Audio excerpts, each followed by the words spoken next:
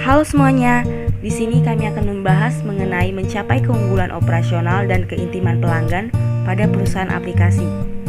Kami beranggotakan Chelsea Yohan Agatha dengan NIM 202214016, Natalia Lintang dengan NIM 202214019, Nandito Nikolaus Sukandar dengan NIM 202214027, Daniel Devano Ganjar dengan NIM 202214030, Grisela dengan NIM 202214041, dan saya sendiri Katarina Novita Dominika Ketik dengan NIM 202214043. Selamat menyaksikan. Di sini kami akan membahas mengenai 4 topik. Yang pertama ada sistem perusahaan, yang kedua ada sistem manajemen rantai pasokan, yang terdiri dari rantai pasokan dan sistem informasi dan rantai pasokan pengelolaan.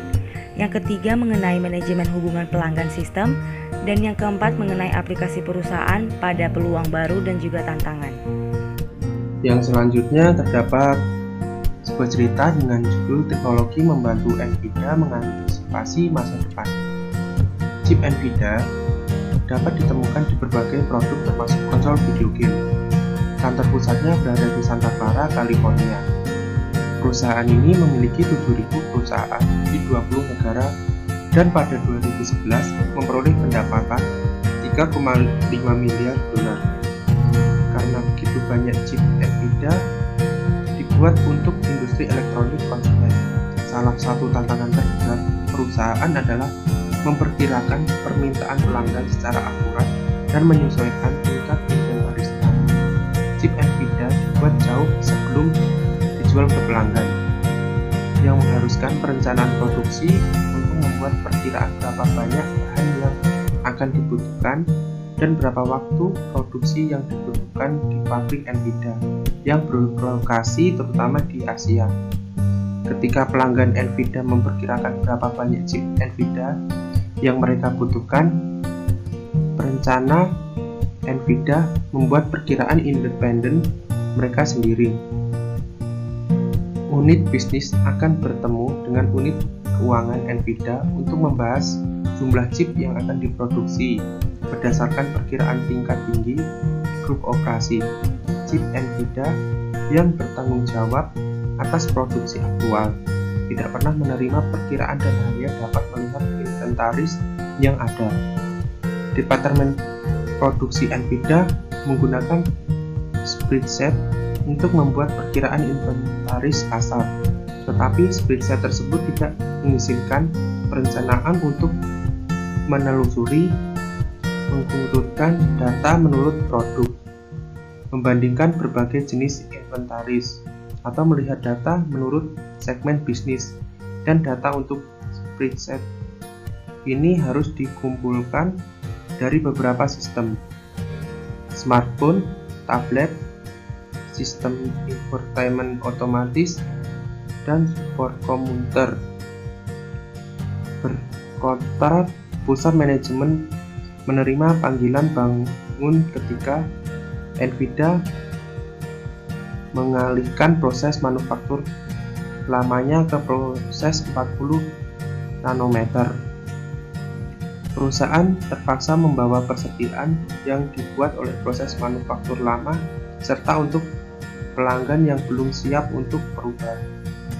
Solusi ini memungkinkan NVIDIA untuk memperkirakan tingkat inventaris untuk 4 kuartal berikutnya berdasarkan permintaan yang diantisipasi, serta untuk melihat inventaris saat ini senilai 6 bulan. Tingkat kesalahan telah dikurangi menjadi 3% atau kurang dibandingkan dengan tingkat kesalahan 5% dalam perkiraan berbasis spreadsheet lama perusahaan dengan 500 juta dolar terkait dalam persediaan. Perusahaan mendapatkan atau menghemat 25 dolar juta dengan mampu mengurangi kesalahan peramalannya. Pada slide berikutnya, Saya Chelsion Agatha dengan NIM 202214016 akan menjelaskan sistem perusahaan. Bagaimana itu sistem perusahaan? Apa itu sistem perusahaan? Sistem perencanaan sumber daya perusahaan yang didasarkan pada rangkaian modul, perangkat lunak terintegrasi, dan database pusat umum. Pada saat pengumpulan data dari berbagai divisi atau departemen pada sebuah perusahaan itu sendiri, dari sejumlah besar proses bisnis utama di bidang manufaktur dan produksi, keuangan dan akuntansi, penjualan dan pemasaran, dan sumber daya manusia, akan membuat data tersedia untuk aplikasi yang mendukung hampir semua bisnis internal dalam organisasi kegiatan. Pada saat informasi itu akan masuk dalam suatu proses, maka informasi tersebut akan segera tersedia untuk proses lainnya. Di sini kita bisa dapat lihat di slide berikutnya untuk gambaran bagaimana cara kerja sistem perusahaan. Berikutnya ada gambaran atau bagan bagaimana cara kerja sistem perusahaan ketika sebuah informasi itu baru dimasukkan oleh satu proses. Di sini terdapat ada 4 bagian dari masing-masing divisi atau departemen itu sendiri terdiri dari Finance and Accounting. Pada bagian Finance and Accounting itu sendiri, itu terdiri dari beberapa bagian, yaitu yang pertama adalah Cash on Hand, Accounts Receivable, Customer Credit, dan Revenue. Kemudian pada Departemen Human Resource itu terdiri dari Hours Work, Labor Cost, dan Job Skills. Dan kemudian pada Departemen Manufacturing and Production itu terdiri dari Materials, Production, Schedules, Shipment Date, Production Capacity, dan Purchase. Dan kemudian yang terakhir itu disusul oleh Sales and Marketing. Pada departemen atau divisi Sales Marketing ini terdiri dari Orders, Sales Forecast, Return Request, Price Change. Berikutnya di sini akan saya jelaskan mengenai bagaimana proses bisnis utama yang didukung oleh perangkat lunak perusahaan. Di sini ada tabel 9.1 yang menjelaskan apa saja proses-proses dari perangkat lunak perusahaan. Yang pertama itu terdiri dari keuangan dan akuntansi. Yang terdiri dari keuangan dan akuntansi itu sendiri itu adalah buku besar, hutang piutang, aset tetap, manajemen kas dan peramalan, akuntansi biaya produk, akuntansi pusat biaya, aset, pajak, manajemen kredit, dan pelaporan keuangan itu termasuk di dalam proses keuangan dan akuntansi. Untuk selanjutnya, di sini ada administrasi personalia, akuntansi waktu, penggajian, perencanaan dan pengembangan personel, akuntansi tunjangan, pelacakan pelamar, manajemen waktu, kompensasi, perencanaan tenaga kerja, dan lain-lainnya itu termasuk di dalam proses sumber daya manusia. Kemudian untuk proses yang selanjutnya itu ada manufaktur dan produksi. Manufaktur dan produksi itu sendiri terdiri dari pengadaan, manajemen inventaris, pembelian, pengiriman, perencanaan produksi, dan jadwal perusahaan, penjadwal produksi, perencanaan kebutuhan material, dan lain-lainnya. Untuk proses selanjutnya, yang terakhir ada penjualan dan pemasaran. Pada proses ini, itu terdiri dari pemesanan, proses penawaran harga, proses kontrak, proses produk, penetapan harga, dan bagaimana pemeriksaan kredit, manajemen intensif, dan perencanaan penjualan lainnya. Berikutnya mengenai nilai bisnis sistem perusahaan. Sistem perusahaan adalah nilai baik dengan meningkatkan efisiensi operasional dengan menyediakan informasi perusahaan agar dapat membantu manajer membuat keputusan terbaik untuk perusahaannya. Di sini saya akan memberikan salah satu contoh perusahaan, yaitu perusahaan aluminium dan produk aluminium terkemuka di dunia, yaitu Alcoa. Alcoa ini mencakup 31 negara dan memiliki lebih dari 200 lokasi. Awalnya diorganisir di sekitar lini bisnis. Masing-masing memiliki rangkaian sistem informasinya sendiri. Namun karena banyaknya dari sistem ini, sehingga memiliki sistem yang berlebihan dan tidak efisien. Biaya Alcoa untuk melaksanakan proses permintaan dan keuangan akhirnya jauh lebih tinggi, dan waktu siklusnya juga lebih lama daripada perusahaan lainnya di dalam industri. Kemudian setelah mengimplementasikan perangkat lunak perusahaan di Oracle, Alcoa menghilangkan banyak proses dan sistem yang berlebihan, sehingga dapat membantu mengurangi waktu siklus permintaan dengan memverifikasi penerimaan barang dan secara otomatis menghasilkan tanda terima untuk pembayaran. Proses transaksi usaha Alcoa turun 89%. Namun Alcoa mampu memusatkan kegiatan keuangan dan pengadaan yang membantu perusahaan mengurangi hampir 20% dari seluruh dunia. Sistem perusahaan memberikan banyak informasi yang berharga agar dapat meningkatkan pengambilan keputusan manajemen. Perangkat lunak itu mencakup alat analisis dengan menggunakan data yang ditangkap oleh sistem agar mengevaluasi kinerja organisasi secara keseluruhan.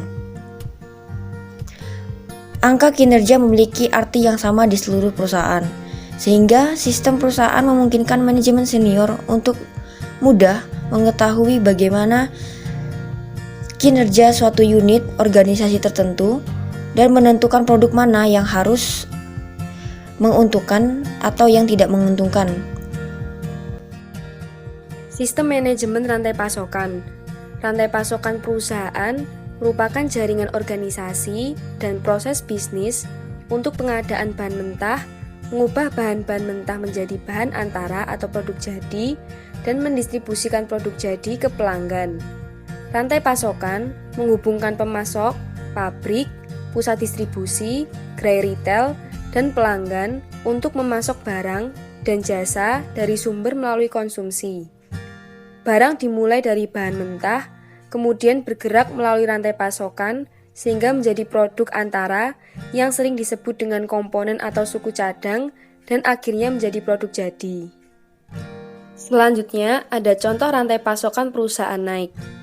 Nike mendesain, memasarkan, dan menjual sepatu kets, kaos kaki, dan produk lainnya di seluruh dunia.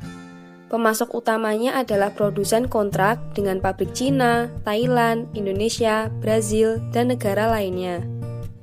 Berikut adalah rantai pasokan Nike.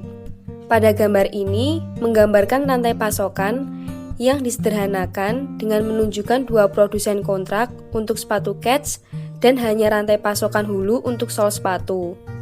Nike memiliki ratusan produsen kontrak yang memproduksi sepatu kets, kaos kaki, dan pakaian atletik. Jadi, masing-masing dengan pemasoknya sendiri. Bagian hulu dari rantai pasokan Nike sebenarnya terdiri dari ribuan entitas. Nike juga memiliki banyak distributor dan ribuan toko retail tempat sepatunya dijual, sehingga bagian hilir dari rantai pasokannya juga besar dan kompleks. Sistem informasi dan rantai pasokan pengelolaan. Inefisiensi dalam rantai pasokan seperti kekurangan suku cadang, kapasitas pabrik yang kurang dimanfaatkan, persediaan barang jadi yang berlebihan, atau biaya transportasi yang tinggi disebabkan oleh informasi yang tidak akurat atau tidak tepat waktu. Contohnya, Suatu pabrik mungkin menyimpan terlalu banyak suku cadang dalam persediaan, karena mereka tidak tahu persis kapan mereka akan menerima pengiriman berikutnya dari pemasok mereka. Pemasok mungkin memesan terlalu sedikit bahan mentah, karena mereka tidak memiliki informasi yang tepat tentang permintaan. Inefisiensi rantai pasokan ini membuang sebanyak 25% dari biaya operasional perusahaan. Jika sebuah pabrik memiliki informasi yang sempurna tentang berapa banyak unit produk yang diinginkan pelanggan, kapan pelanggan menginginkan dan kapan produk tersebut dapat diproduksi, akan memungkinkan menerapkan strategi just in time yang sangat efisien. Namun dalam rantai pasokan, ketidakpastian muncul karena banyak peristiwa yang tidak dapat diramalkan seperti permintaan produk yang tidak pasti, pengiriman yang terlambat oleh pemasok, suku cadang atau bahan mentah yang mengalami kerusakan. Stok pengaman bertindak sebagai penyangga untuk kurangnya fleksibilitas dalam rantai pasokan. Salah satu masalah berulang dalam manajemen rantai pasokan adalah efek bullwhip, di mana informasi tentang permintaan suatu produk terdistorsi saat berpindah dari satu entitas ke entitas berikutnya di seluruh rantai pasokan. Berikut efek bullwhip. Contohnya adalah Procter & Gamble atau P&G. Menemukan bahwa persediaan popok sekali pakai terlalu tinggi di berbagai titik di sepanjang rantai pasokannya karena informasi yang menyimpang. Meskipun pembelian pelanggan di toko cukup stabil, pesanan dari distributor akan melonjak ketika P&G menawarkan promosi harga yang agresif. Komponen ini terakumulasi di gudang di sepanjang rantai pasokan untuk memenuhi permintaan yang sebenarnya tidak ada. Untuk menghilangkan masalah ini, P&G merevisi proses pemasaran, penjualan, dan rantai pasokannya, serta menggunakan peramalan permintaan yang lebih akurat. Informasi yang tidak akurat dapat menyebabkan fluktuasi kecil di permintaan produk. Fluktuasi kecil dalam penjualan eceran untuk produk dapat menciptakan kelebihan persediaan bagi distributor, produsen, dan pemasok. Perangkat lunak manajemen rantai pasokan. Perangkat lunak rantai pasokan diklasifikasikan sebagai perangkat lunak untuk membantu bisnis merencanakan rantai pasokan mereka, atau perangkat lunak untuk membantu mereka menjalankan langkah-langkah rantai pasokan. Sistem perencanaan rantai pasokan memungkinkan perusahaan untuk memodelkan rantai pasokan yang ada, menghasilkan perkiraan permintaan untuk produk, dan mengembangkan rencana sumber dan manufaktur yang optimal. Misalnya, jika pelanggan besar menempatkan pesanan yang lebih besar dari biasanya atau mengubah pesanan itu dalam waktu singkat, hal itu dapat berdampak luas di seluruh rantai pasokan.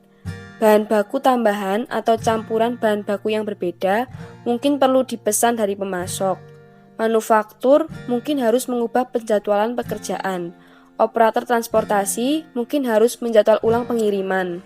Perangkat lunak perencanaan rantai pasokan membuat penyesuaian yang diperlukan untuk rencana produksi dan distribusi.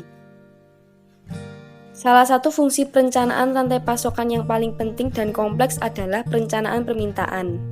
Sistem eksekusi rantai pasokan mengelola aliran produk melalui pusat distribusi dan gudang untuk memastikan bahwa produk yang dikirim ke lokasi yang tepat dengan cara yang paling efisien. Mereka melacak status fisik barang, pengolahan bahan, operasi gudang dan transportasi, dan informasi keuangan yang melibatkan semua pihak. Sistem manajemen transportasi Oracle yang digunakan adalah LandOLEX adalah contohnya, seperti sistem manajemen gudang WMS yang digunakan oleh Howard Incorporated. Howard adalah produsen dan perancang furnitur kantor terkemuka di dunia, dengan pusat distribusi di 4 negara bagian yang berbeda. WMS melacak dan mengontrol aliran barang jadi dari pusat distribusi Howard ke pelanggannya. Bertindak pada rencana pengiriman untuk pesanan pelanggan, WMS mengarahkan pengerakan barang berdasarkan kondisi langsung untuk ruang, peralatan, inventaris, dan personal. Yang selanjutnya adalah rantai pasokan global dan internet. Koordinasi rantai pasokan terhambat oleh kesulitan membuat informasi mengalir dengan lancar di antara sistem rantai pasokan internal yang berbeda untuk pembelian, manajemen bahan, manufaktur, dan distribusi. Hal ini juga sulit untuk berbagi informasi dengan mitra rantai pasokan eksternal karena sistem pemasok, distributor, atau penyedia logistik didasarkan pada platform dan standar teknologi yang tidak kompatibel. Perusahaan dan sistem manajemen rantai pasokan yang disempurnakan dengan teknologi internet menyediakan sebagian dari integrasi ini. Yang selanjutnya adalah masalah rantai pasokan. Semakin banyak perusahaan memasuki pasar internasional, melakukan outsourcing operasi manufaktur, dan memperoleh pasokan dari negara lain, serta menjual ke luar negeri. Rantai pasokan global biasanya menjangkau jarak geografis dan perbedaan waktu yang lebih besar daripada rantai pasokan domestik, dan memiliki peserta dari sejumlah negara yang berbeda. Standar kinerja dapat bervariasi dari suatu wilayah ke wilayah lain atau dari suatu negara ke negara lain. Adapun kompleksitas dan tantangan tambahan untuk mengelola rantai pasokan global. Manajemen rantai pasokan mungkin perlu mencerminkan peraturan pemerintah asing dan perbedaan budaya.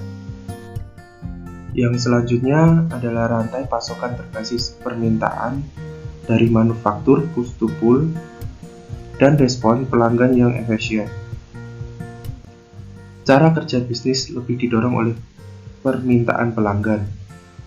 Sistem manajemen rantai pasokan sebelumnya didorong oleh model berbasis push, juga dikenal sebagai pull to stock. Dalam model berbasis push, jadwal induk produksi didasarkan pada perkiraan atau tebakan terbaik dari permintaan produk, dan produk didorong ke pelanggan. Dengan arus informasi baru yang dimungkinkan oleh alat berbasis web, manajemen rantai pasokan lebih mudah mengikuti model berbasis tarikan. Dalam model berbasis tarikan, juga dikenal sebagai model berbasis permintaan atau build to order. Pesanan atau pembelian pelanggan aktual memicu peristiwa dalam rantai pasokan. Lalu ada rantai pasokan berbasis permintaan dari manufaktur, push to pull, dan respon pelanggan yang efisien. Transaksi untuk memproduksi dan mengirimkan hanya apa yang telah dipesan pelanggan naik ke rantai pasokan dari pengecer ke distributor, ke pabrikan, dan akhirnya ke pemasok. Hanya produk untuk memenuhi pesan. Dan ini yang kembali ke rantai pasokan ke pengecer. Yang pertama, sesi 2 interaktif atau organisasi. Lalu nilai bisnis, manajemen rantai pasokan sistem. Yang selanjutnya adalah model rantai pasokan berbasis push versus pull. Dapat dilihat pada gambar 9.4. Dalam meningkatkan layanan pengiriman, mempercepat waktu produk ke pasar, dan menggunakan aset secara lebih efektif. Total biaya rantai pasokan mewakili sebagian besar biaya operasional untuk banyak bisnis, dan di beberapa industri mendekati 75% dari total anggaran operasional. Mengurangi biaya rantai pasokan memiliki dampak besar pada profitabilitas perusahaan. Yang selanjutnya adalah rantai pasokan yang digunakan internet. Pada gambar 9.5, rantai pasokan berbasis internet yang muncul beroperasi seperti sistem syaraf logistik digital. Ini menyediakan komunikasi multi-arah antara perusahaan, jaringan perusahaan, dan e-marketplace, sehingga seluruh jaringan mitra rantai pasokan dapat segera menyesuaikan persediaan, pesanan, dan kapasitas. Ya, selanjutnya adalah sistem manajemen hubungan pelanggan. Untuk lebih dalam kita harus tahu artinya dulu, yaitu sistem manajemen hubungan Pelanggan ini merupakan sistem yang menangkap dan mengintegrasikan data pelanggan dari seluruh organisasi, menggabungkan data sekaligus menganalisis, dan kemudian data tersebut didistribusikan hasilnya ke berbagai sistem dan touchpoint pelanggan di seluruh perusahaan. Hal ini bertujuan agar perusahaan ataupun organisasi tersebut dapat mengenali pelanggan dengan baik. Di pengertian tersebut dijabarkan ada touchpoint. Touchpoint itu sendiri adalah sebuah metode interaksi dengan pelanggan. Contohnya seperti telepon, email, customer service, ada surat konvensional, atau sosial media seperti Facebook, Twitter, situs web, atau perangkat kabel ataupun toko retail. Ya, selanjutnya adalah kita masuk ke diagram dari CRM atau Customer Relationship Management. Di diagram ini dijabarkan menjadi 3. Lalu yang pertama itu ada sales. Sales itu terdiri dari seperti telepon sales atau web sales, retail store sales ataupun field sales. Lalu di bagian service atau pelayanan, mereka menyediakan seperti call center data, lalu ada web self service data, ada wireless data, lalu yang ketiga adalah field service data. Yang ketiga itu ada di bagian kiri bawah itu ada marketing. Seperti contohnya adalah campaign data, konten ataupun data analisis. Jadi sistem CRM ini memeriksa pelanggan dari perspektif multifaset. Sistem ini menggunakan seperangkat aplikasi terintegrasi untuk menangani semua aspek hubungan pelanggan, termasuk seperti layanan pelanggan, penjualan ataupun pemasaran. Jadi di slide selanjutnya adalah perangkat lunak manajemen hubungan pelanggan. Paket perangkat lunak CRM komersial berkisar dari alat khusus yang melakukan fungsi terbatas seperti mempersonalisasikan situs web untuk pelanggan tertentu, hingga aplikasi perusahaan berskala besar yang menangkap banyak sekali interaksi dari dengan pelanggan, menganalisisnya dengan alat pelopor canggih dan menautkannya ke aplikasi perusahaan besar lainnya. Jadi di slide ini dibagi menjadi 2. Yang pertama itu ada PRM, yang artinya Partner Relationship Management. PRM ini adalah PRM menggunakan banyak data, alat, dan sistem yang sama sebagai manajemen kapal penghubung pelanggan untuk meningkatkan kolaborasi antar perusahaan dan mitra penjualnya. Lalu yang modul kedua yaitu adalah ERM, yaitu Employee Relationship Management. Kalau yang PRM tadi membahas lebih ke perusahaan dan mitra penjualnya, kalau di ERM ini lebih ke menangani masalah karyawan yang terkait dengan CRM seperti menetapkan tujuan, manajemen kinerja karyawan, serta kompensasi berbasis kerja dan pelatihan karyawan. Contoh dari vendor perangkat ERM ini seperti Oracle, lalu ada SAP, lalu ada Salesforce.com, lalu ada Microsoft Dynamics CRM. Selanjutnya, sistem manajemen hubungan pelanggan. Sistem manajemen hubungan pelanggan biasanya menyediakan perangkat lunak dan alat online untuk penjualan, layanan pelanggan, dan pemasaran. Berikut adalah penjelasannya. Yang pertama, otomasi tenaga penjualan.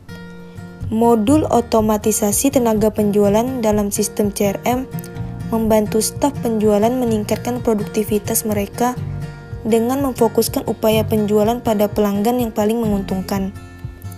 Sistem CRM menyediakan prospek penjualan dan informasi kontak, informasi produk, kemampuan konfigurasi produk, dan kemampuan menghasilkan penjualan ulang. Hal ini meningkatkan efisiensi setiap tenaga penjualan dalam mengurangi biaya perpenjualan serta biaya untuk mendapatkan pelanggan baru dan mempertahankan pelanggan lama.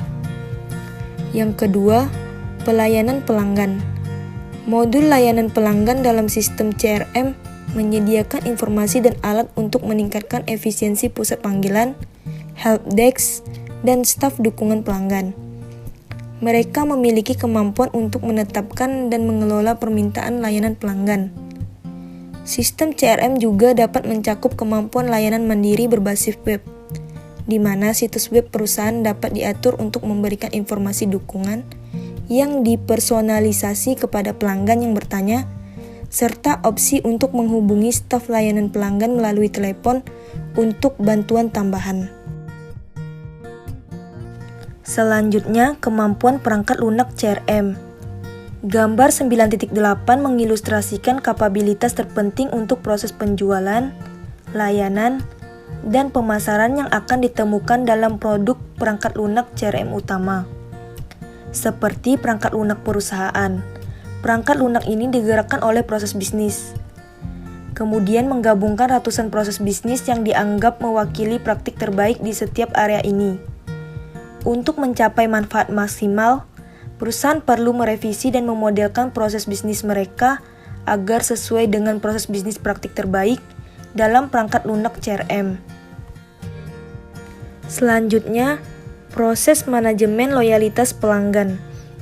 Gambar 9.9 mengilustrasikan bagaimana praktik terbaik untuk meningkatkan loyalitas pelanggan melalui layanan pelanggan dapat dimodelkan oleh perangkat lunak CRM. Melayani pelanggan secara langsung memberi perusahaan peluang untuk meningkatkan retensi pelanggan dengan memilih pelanggan jangka panjang yang menguntungkan.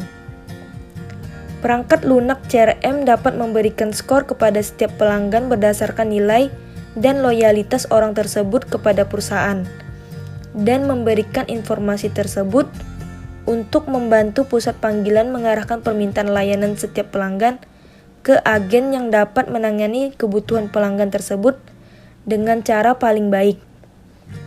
Sistem akan secara otomatis menyediakan agen layanan dengan profil terperinci dari pelanggan itu yang mencakup skornya untuk nilai dan loyalitas. Agen layanan akan menggunakan informasi ini untuk memberikan penawaran khusus atau layanan tambahan kepada pelanggan untuk mendorong pelanggan agar tetap bertransaksi bisnis dengan perusahaan. Selanjutnya, CRM operasional dan analitis.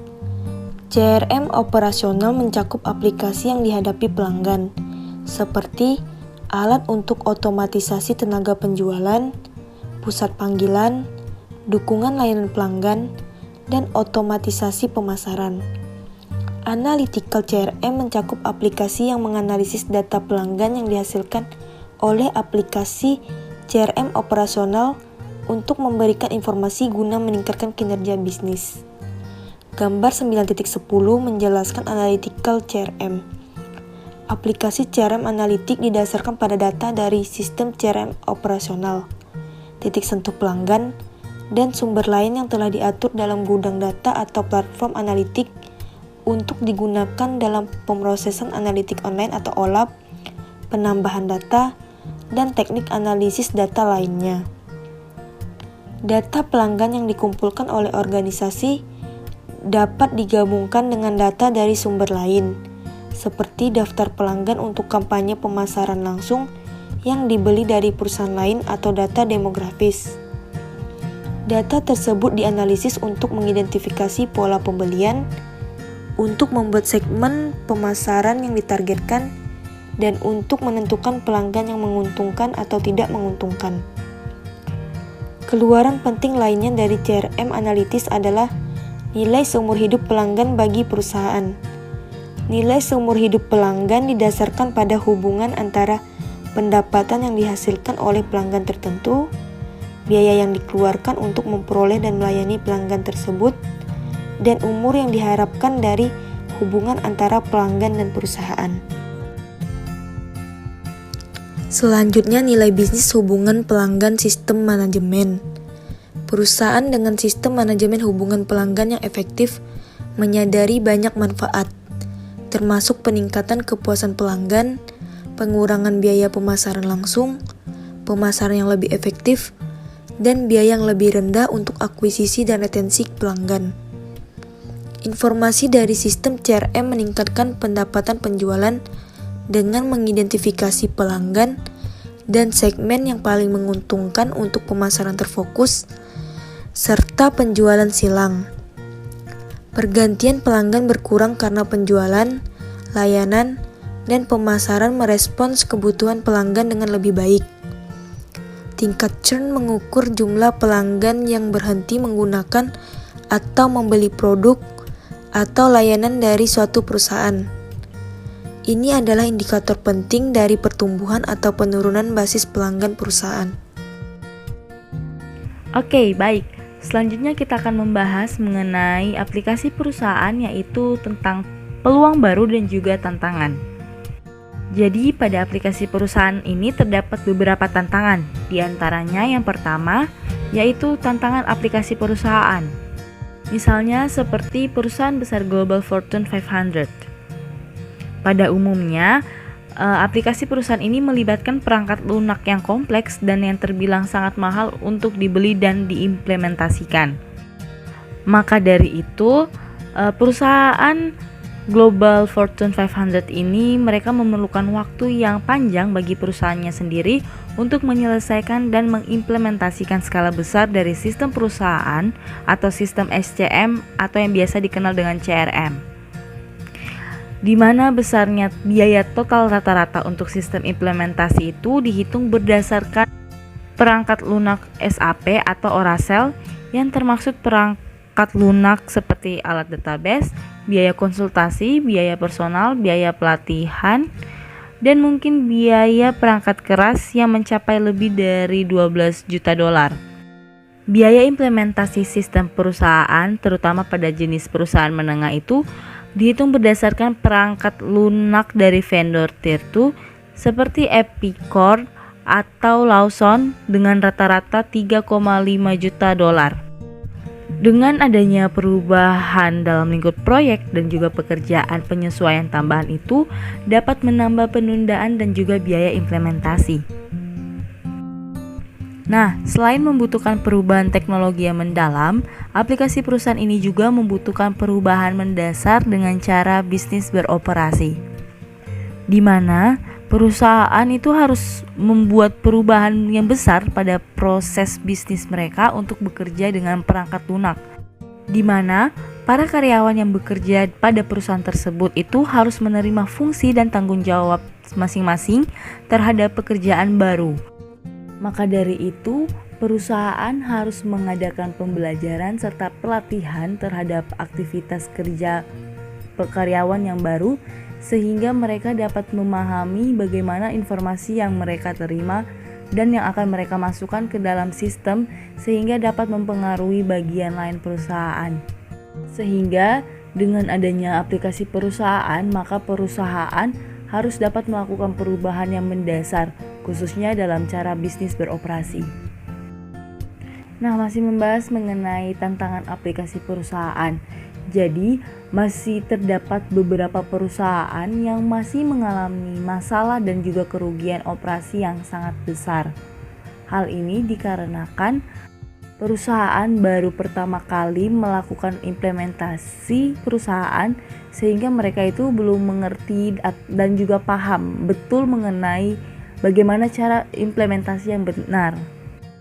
Misalnya seperti Kmart, di mana perusahaan Kmart ini masih mengalami kesulitan dalam membawa produk ke rak toko saat mereka baru pertama kali mengimplementasikan rantai pasokan itu teknologis perangkat lunak manajemen. Perangkat lunak itu teknologis ini tidak bekerja dengan baik dengan model bisnis berbasis promosi Kmart yang menciptakan lonjakan tajam dalam permintaan produk, di mana sistem pelacakan pesanan seperti Overstock.com itu mengalami penurunan selama seminggu penuh saat perusahaan mengganti sistem buatan sendiri dengan sistem perusahaan Oracle.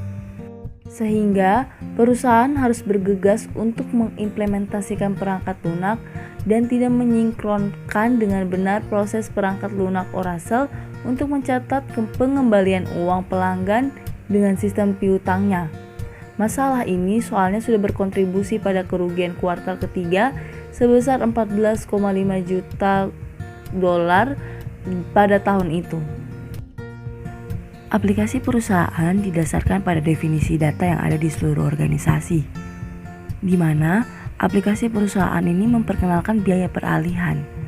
Setelah perusahaan mengadopsi aplikasi perusahaan dari satu vendor, contohnya seperti SAP atau Oracle atau lainnya, dan perusahaan tersebut ingin untuk berpindah vendor, maka biayanya sangat mahal. Dan perusahaan menjadi bergantung pada vendor untuk meningkatkan produknya dan memelihara instansi perusahaan. Perusahaan yang mengadopsi aplikasi perusahaan itu dapat menghemat waktu dan juga uang dengan cara meminimalkan penyesuaian mereka.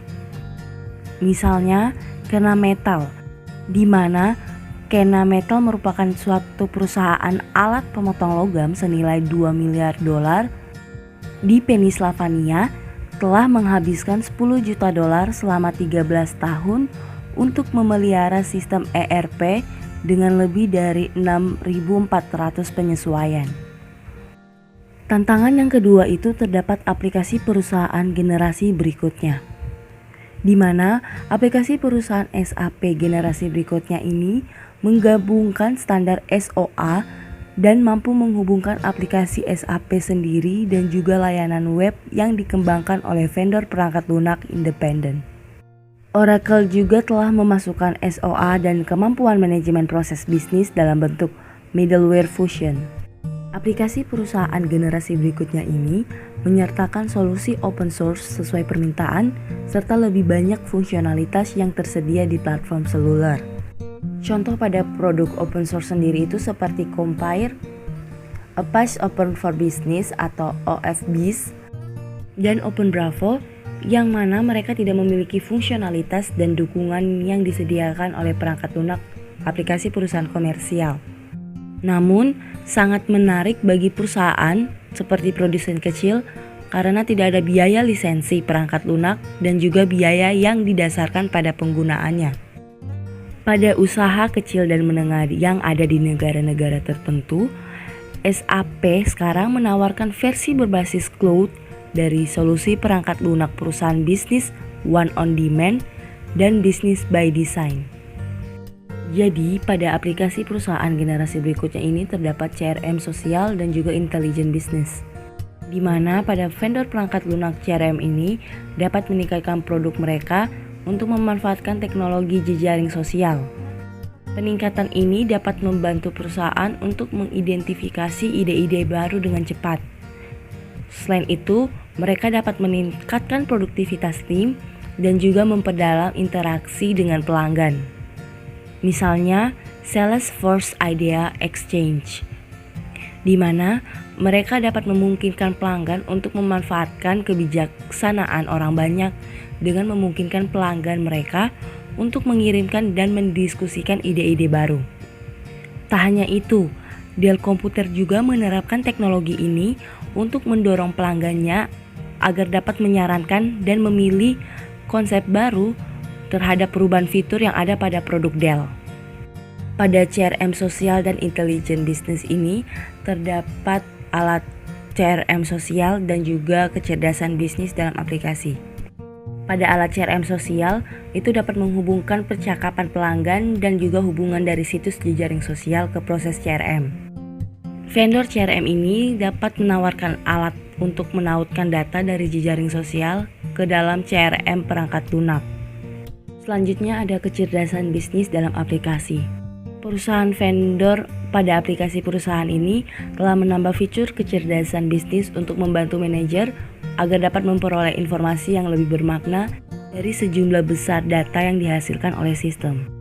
Nah, di sini terdapat kasus sesi interaksi dalam bidang teknologi. Terdapat kepala manajemen sebagai penghubung pelanggan ke cloud. Sebagai contohnya, Salesforce.com merupakan perangkat lunak skala perusahaan yang paling sukses sebagai layanan atau SaaS dan pemimpin global yang tak terbantahkan dalam sistem manajemen hubungan pelanggan atau CRM dengan berbasis cloud, di mana pengguna dapat mengakses aplikasi Salesforce ini di mana saja melalui perangkat seluler yang berkemampuan internet atau komputer yang terhubung. Langganan dimulai dari $15 per pengguna dan juga per bulan. Untuk versi grup yang diperkecil untuk tim penjualan dan pemasaran kecil dengan langganan bulanan, Untuk perusahaan besar mulai dari $65 sampai dengan $250 per pengguna. Usaha kecil menemukan model sesuai permintaan sangat menarik karena tidak ada investasi perangkat keras dengan perangkat lunak yang besar di muka atau implementasi yang panjang pada sistem komputer perusahaan. Fireclay Tile ini merupakan produsen ubin yang ramah lingkungan dengan memiliki 37 karyawan dan juga mengadopsi Salesforce dan menyadari banyak manfaat. Dengan adanya kemampuan email dan juga web to lead, Salesforce dapat membantu perusahaan untuk melipat gandakan prospek penjualan baru mereka, di mana web to lead ini secara otomatis dapat menambahkan prospek yang dikumpulkan dari web ke database utama perusahaan.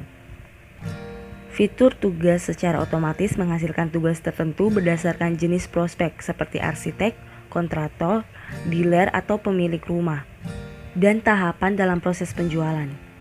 Sistem mengotomatiskan fungsi layanan pelanggan termasuk konfirmasi pesanan, mengikuti survei kepuasan pelanggan tingkat rendah, dan memberitahu pengiriman.